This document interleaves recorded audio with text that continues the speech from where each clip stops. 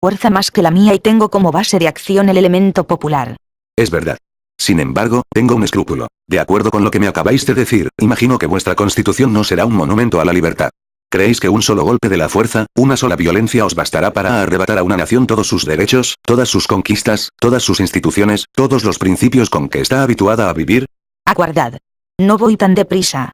Os decía, hace pocos instantes, que los pueblos eran como los hombres, que se atenían más a las apariencias que a la realidad de las cosas. Há aquí una norma cuyas prescripciones, en materia de política, seguiré escrupulosamente. Tened a bien recordarme los principios a los cuales más os aferráis y advertiréis que no me crean tantas trabas como al parecer vos creéis. Oh, Maquiavelo. ¿Qué os proponéis hacer con ellos? No temáis nada, nombrádmelos. No me fío, os lo confieso. Pues bien, yo mismo os lo recordaré. No dejaríais, por cierto, de hablarme del principio de la separación de poderes, de la libertad de prensa y de palabra, de la libertad religiosa, de la libertad individual, del derecho de asociación, de la igualdad ante la ley, de la inviolabilidad de la propiedad y del domicilio, del derecho de petición, del libre consentimiento de los impuestos, de la proporcionalidad de las penas, de la no retroactividad de las leyes. ¿Os parece bastante o deseáis más aún? Creo, Maquiavelo, que es mucho más de lo que se necesita para colocar a vuestro gobierno en una situación embarazosa. Estáis en un profundo error, y tan persuadido estoy de ello, que no veo inconveniente alguno en proclamar tales principios. Y hasta lo haré, si así lo queréis, en el preámbulo de mi constitución. Me habéis demostrado ya que sois un mago extraordinario. No hay magia alguna en todo esto, simple tacto político. Mas cómo, habiendo inscrito estos principios en el preámbulo de vuestra constitución, os ingeniaréis para no aplicarlos? Moderaos, os he dicho que proclamaría estos principios, no que los inscribiría ni tampoco que los nombraría. ¿Qué os proponéis hacer? No entraría en ninguna recapitulación. Me limitaría a declarar al pueblo que reconozco y confirmo los elevados principios del derecho moderno. El alcance de esta reticencia escapa a mi entendimiento. Ya llegaréis a advertir cuál es su importancia. Si enumeras expresamente tales derechos, mi libertad de acción quedaría encadenada a aquellos principios que hubiese declarado. Esto es lo que no deseo. Al no nombrarlos, otorgo al parecer todos los derechos, y al mismo tiempo no otorgo ninguno en particular. Esto me permitirá descartar, por vía de excepción, aquellos que juzgaré peligrosos. Comprendo. Por otra parte, de estos principios, algunos competen al fuero del derecho político y constitucional propiamente dicho, otros al derecho civil. Es esta una distinción que siempre debe tomarse por norma en el ejercicio del poder absoluto. Son sus derechos civiles los que los pueblos más defienden. Siempre que pueda, no los tocaré, y de este modo una parte de mi programa al menos quedará cumplida. ¿Y en cuanto a los derechos políticos?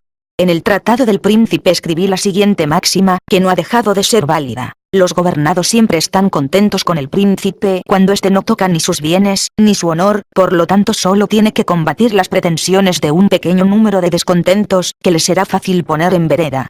En esto encontraréis mi respuesta a vuestra pregunta.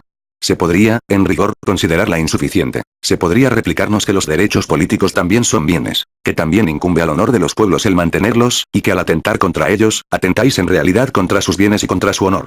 Se podría agregar aún que el mantenimiento de los derechos civiles está ligado al mantenimiento de los derechos políticos por una estrecha solidaridad. ¿Qué garantizará a los ciudadanos, si hoy los despojáis de la libertad política, no los despojaréis mañana de la libertad individual? ¿Que si atentáis hoy contra su libertad, no atenderéis mañana contra su fortuna? No cabe duda de que presentáis vuestro argumento con mucha vivacidad, mas creo que vos mismo comprenderéis perfectamente su exageración.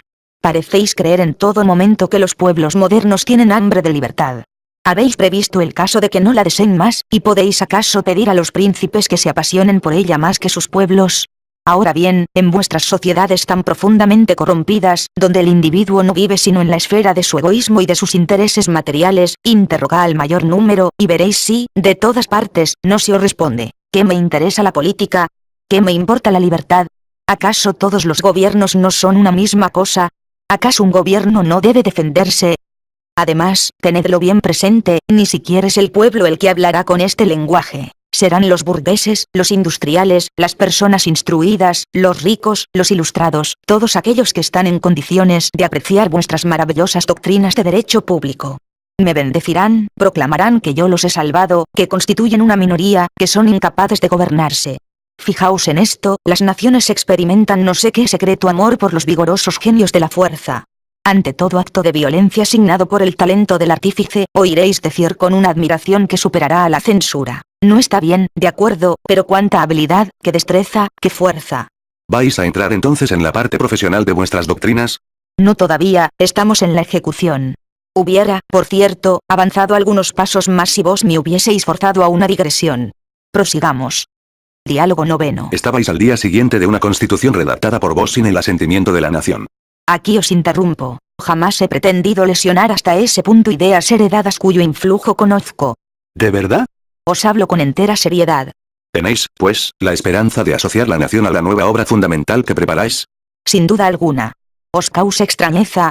Haré algo mucho mejor, haré ratificar por el voto popular el abuso de autoridad cometido contra el Estado. Diré al pueblo, empleando los términos que juzgue convenientes. Todo marchaba mal, lo he destruido todo y os he salvado. ¿Me aceptáis? Sois libres, por medio de vuestro voto, de condenarme o de absolverme. Libres bajo el peso del terror y de la fuerza armada. Seré aclamado. No lo pongo en duda. Y el voto popular, que me ha servido de instrumento para afianzar mi poder, terminará por convertirse en la base misma de mi gobierno. Instituiré un sufragio sin distinción de clases, ni de censo, que, de un solo golpe, permitirá organizar el absolutismo. Sí, puesto que de un solo golpe quebrantáis al mismo tiempo la unidad de la familia, despreciáis el sufragio, anuláis la preponderancia de las luces y convertís el número en un poder ciego que manejáis a vuestro albedrío. Realizo un progreso al que hoy en día aspiran con vehemencia todos los pueblos de Europa. Como Washington en los Estados Unidos, organizo el sufragio universal, y el primer uso que de él hago es el de someterle mi constitución. ¿Qué decís? ¿Se discutirá en asambleas primarias o secundarias? Oh.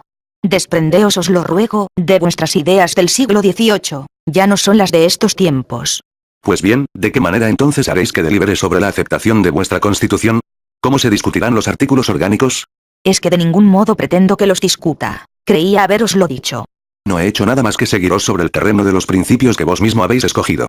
Me habéis hablado de los Estados Unidos de América. No sé si sois un nuevo Washington, mas no cabe ninguna duda de que la actual Constitución de los Estados Unidos fue sometida a la discusión, la deliberación y del voto de los representantes de la nación. Por amor de Dios, no confundamos las épocas, los lugares y los pueblos. Nos encontramos en Europa. Mi Constitución es presentada en bloque y es aceptada en bloque. Pero al actuar de esa manera todo el mundo quedará a ciegas. ¿Cómo, votando en tales condiciones, puede el pueblo saber lo que hace y hasta qué punto se compromete? ¿Y dónde habéis visto que una constitución realmente digna de ese nombre, en verdad durable, haya sido jamás el resultado de una deliberación popular? Una constitución debe surgir completamente armada de la cabeza de un solo hombre, de lo contrario no es más que una obra condenada a la nada. Sin homogeneidad, sin cohesión entre sus diferentes partes, sin fuerza práctica, llevará en sí necesariamente la impronta de todas las debilidades conceptuales que han presidido su redacción. Una constitución, una vez más, no puede ser sino la obra de un solo hombre. Jamás las cosas fueron de otra manera, y de ello da testimonio la historia de todos los fundadores de imperios, el ejemplo de un Sesostris, un Solón, un Licurgo, un Carlomagno, un Federico II, un Pedro y... ¿Vais ahora a desenrollar un capítulo de uno de vuestros discípulos? ¿A quién os referís? A Joseph de Maistre.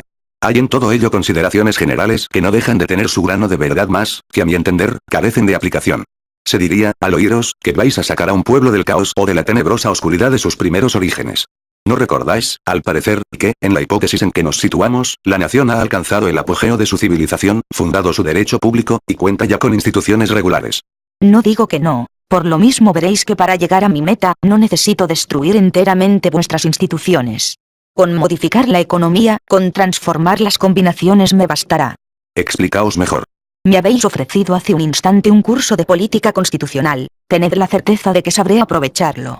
No soy, por otra parte, tan extraño como generalmente de cree en Europa, a todas esas ideas de báscula política. Vos mismo habréis podido percataros de ello en mis discursos sobre Tito Livio. Pero volvamos a los hechos. Observabais con razón, hace un momento, que de manera casi uniforme en los estados parlamentarios de Europa los poderes públicos estaban distribuidos entre cierto número de cuerpos políticos y que el juego regular de dichos cuerpos constituía el gobierno.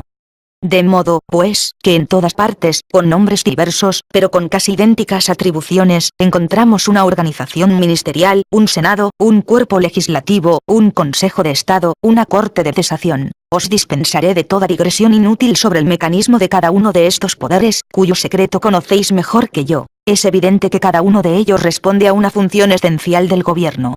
Observad que es la función la que llamo esencial, no la institución. Es preciso, pues, que exista un poder dirigente, un poder moderador, un poder legislativo, un poder normativo. No cabe de ello la menor duda. Pero, si os entiendo bien, esos diversos poderes no son a vuestros ojos más que uno solo, y todo ese poder vais a ponerlo en manos de un solo hombre, puesto que suprimís las instituciones. Una vez más, estáis en un error. Sería imposible actuar de esa manera sin peligros, sobre todo entre vosotros, con el fanatismo que domina a vuestros compatriotas hacia lo que llamáis los principios del 89. Pero tened a bien escucharme. En estática el desplazamiento de un punto de apoyo modifica la dirección de la fuerza. En mecánica el desplazamiento de un resorte hace cambiar el movimiento. No obstante, en apariencia, se trata del mismo aparato, del mismo mecanismo. También en fisiología el temperamento depende del estado de los órganos. Si los órganos se modifican, el temperamento cambia. Pues bien, las diversas instituciones de que acabamos de hablar funcionan dentro de la economía gubernamental cual verdaderos órganos del cuerpo humano. No haré más que tocar esos órganos. Los órganos permanecerán, lo que habrá cambiado será la complexión del Estado. ¿Podéis concebirlo? No es difícil, y no eran necesarias tantas paráfrasis. Conserváis los nombres, suprimís las cosas. Es lo que hizo Augusto en Roma cuando destruyó la República. Seguía existiendo un consulado, una pretoría, un tribunado, pero ya no había cónsules, ni pretores, ni censores ni tribunos. Admitid que hubiera podido elegir peores modelos. En política todo está permitido, siempre que se halaguen los prejuicios públicos y se conserve el respeto por las apariencias. No entréis en las generalidades. Ahora estáis manos a la obra. Os escucho. No olvidéis de qué convicciones personales nace cada uno de mis actos. Vuestros gobiernos parlamentarios no son, a mis ojos, nada más que escuelas de rencillas, focos de agitaciones estériles en medio de los cuales se consume la actividad fecunda de las naciones que la tribuna y la prensa condenan a la impotencia. No tengo, por lo tanto, ningún remordimiento. Parto de un punto de vista elevado y mi fin justifica mis actos. Sustituyó teorías abstractas por la razón práctica, la experiencia de los siglos, el ejemplo de los hombres de genio que han realizado grandes cosas por los mismos medios. Comienzo por restituir al poder sus condiciones vitales. La primera de mis reformas recae inmediatamente sobre vuestra pretendida responsabilidad ministerial. En los países donde existe una centralización, como el vuestro, por ejemplo, donde la opinión, por un sentimiento instintivo, lo hace girar todo, tanto el bien como el mal, alrededor del jefe del Estado, inscribir en el encabezamiento de una constitución que el soberano es irresponsable, es mentir al sentir popular, crear una ficción que siempre se disipará al fragor de las revoluciones. Comienzo, pues, por suprimir de mi constitución el principio de la responsabilidad ministerial. El soberano que instauro será el único responsable ante el pueblo. La menos lo decís sin rodeos. Me habéis explicado que vuestro sistema parlamentario los representantes de la nación tienen, por sí solos, o conjuntamente con el poder ejecutivo, la iniciativa respecto de los proyectos del rey. Pues bien, de ello provienen los abusos más graves, pues en un orden de cosas semejante, cada diputado puede, con cualquier pretexto, sustituir al gobierno, presentando sin el mínimo estudio, sin profundización alguna, los proyectos de ley. ¿Qué estoy diciendo?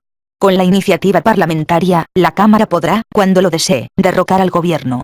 Suprimo la iniciativa parlamentaria. La proposición de las leyes pertenece exclusivamente al soberano.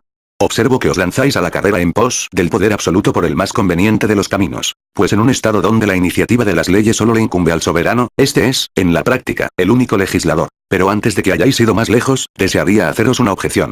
Pretendéis afirmaros sobre la roca, y yo os veo asentado sobre la arena. ¿Qué queréis decir? ¿No habéis acaso afirmado vuestro poder sobre la base del sufragio popular? Así es. Pues bien, en ese caso no sois más que un mandatario revocable sometido a la voluntad del pueblo, pues en él reside la única verdadera soberanía.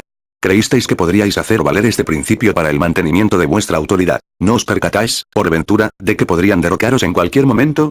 Por otra parte, os habéis declarado único responsable. ¿Os consideráis un ángel, acaso? Pero, aunque lo seáis, no por ello se os inculpará menos de todos los males que puedan sobrevenir, y pereceréis en la primera crisis. No os anticipéis. Vuestra objeción es prematura, mas, puesto que me obligáis a ello, os responderé ahora mismo. Os equivocáis profundamente si creéis que no he previsto el argumento. Si mi poder fuese perturbado, solo podría serlo por obra de las facciones. Y contra ellas estoy protegido por dos derechos esenciales que he incluido en mi constitución. ¿Cuáles son esos derechos? El de apelar al pueblo, y el derecho de instaurar en